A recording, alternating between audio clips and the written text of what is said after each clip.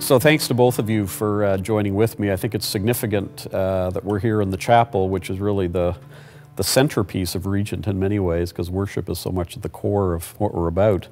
For quite a number of months now, many at Regent College have been working on the future and envisioning a new and a fresh future for Regent. Roger, can you talk a little bit about that? What has actually been happening in this area, and what is it we're trying to do as we look to the future? Well, under the big question of stewardship, we have a responsibility, a legal responsibility, a God-granted responsibility that says, manage well the resources that you have. In this case, the only resources that fall into our hands are tuition revenue and donation revenue. And then we have a long list of expenditures associated with running the programs that make Regent College special. And in recent years, those have not been in balance. And we spent more than we earned. And so we've had to make the hard decisions of what adjustments do we make while protecting the very best of Regent College to put those things in balance. And in hard terms, that means that we're going to have to reduce our staff count by about 1/3 from our current level. And Roger, I think some people are going to think this is maybe exclusively financial, but it's bigger than that, right? We're trying to take a longer term, long as possible view. What makes Regent unique?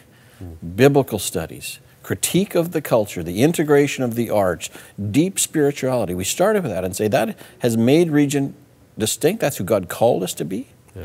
And at the same time, we had people, faculty, who are enormously gifted, in some ways uniquely gifted, to deliver those particular programs. Programs that have over time proven to be effective in the equipping of the people of God.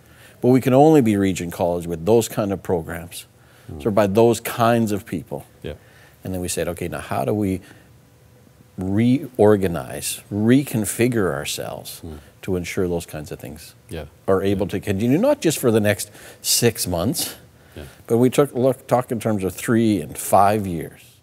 The goals that we've been trying to pursue are really to protect and preserve the core of what we're about. Our educational programs are all going to continue.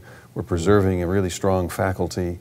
We're moving forward with some of these new initiatives and ways of delivering education, some new programs that we're in the planning stage and are coming I'm really excited about.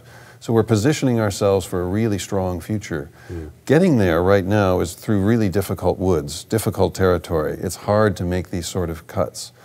It's really difficult. What will Regent look like on the other end? It'll be a leaner organization and a flatter organization. It's going to be simpler to operate from the standpoint of the administration of the school. It's going to be less costly. Our internal workings are going to be less complicated, and some of the big themes are really to build better teamwork between the different teams. We've got some wonderful staff. We've got key leaders in the staff across the organization who are very talented, very dedicated. They bring so much to their jobs. We're trying to give them an opportunity to really work together in a collaborative way that I think will really position us well for the future as we move in these directions. What we're talking about is a future for the college that delivers the kinds of programs that we've always been known for and the things that we really care about, but doing it in ways that are flexible for students to have different points of access. Students these days are saying to us, we really would love to come to Regent, but it's hard for me to get there. It's hard for me to be a full-time student. It's hard for me to move to Vancouver. So is there some way for us to reconfigure the way we deliver programs and to come up with some new kinds of programs in order to allow people to get into this kind of experience that they've always wanted to have? Overall, theological education is a very expensive venture. So by making our approach more flexible and accessible, it'll be more affordable for people. And on the academic side, if I'm a prospective student, for example, and I'm thinking of coming to Regent, what does all this mean in terms of the provision of programs and the faculty and degrees and things? Is there going to be significant changes there as well? All of our degree programs continue. All of the areas that we're known for our teaching in are here for students. They continue to be strong and vibrant. All of the levels of financial aid that we have had available in the past continue to be available. We really put a priority upon the student academic experience, upon financial aid, so that that student experience still is the heart and soul of what we are. All of these decisions have been undertaken very carefully and very prayerfully. It's significant we're here in the chapel talking about this, because I know the board and myself and the other leaders involved in making these decisions, it is a sort of sacred responsibility that we exercise before God. We seek His leading and guiding, and we've sensed that. And just even in talking to the two of you right now, I have such a sense of excitement about the future with you taking over as president. So I look forward to seeing what God does in this place, and particularly what He does through the two of you. Thank you, Rod. Great. Please pray for us at Regent as we go through this difficult time. Pray for our students and staff and faculty.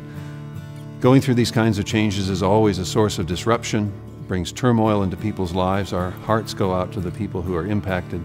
So please join with us in praying that God would lead us and guide us, that He would provide for the needs of everybody involved, and that our life and ministry at Regent would be pleasing to God, that we would rely upon His strength and His power to do what is pleasing to Him.